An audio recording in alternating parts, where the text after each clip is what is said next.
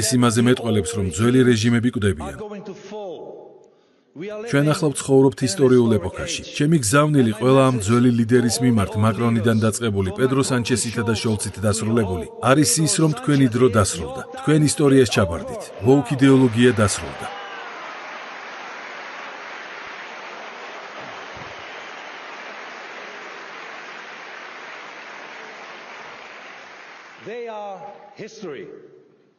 ყველასათვის ნათელი გახდა, რომ მულტიკულტურალიზმი და მასობრივი იმიგრაცია წარუმატებელი პროექტები იყო. იმ დროს, როდესაც მემარცხენე ლიბერალი ინტელექტუალები უარყოფენ ამ აშკარა რეალობას, ევროპელი ხალხის უმრავლესობას ძალიან კარგად ესმის და ძალიან კარგად იციან თუ რა სურთ მათ.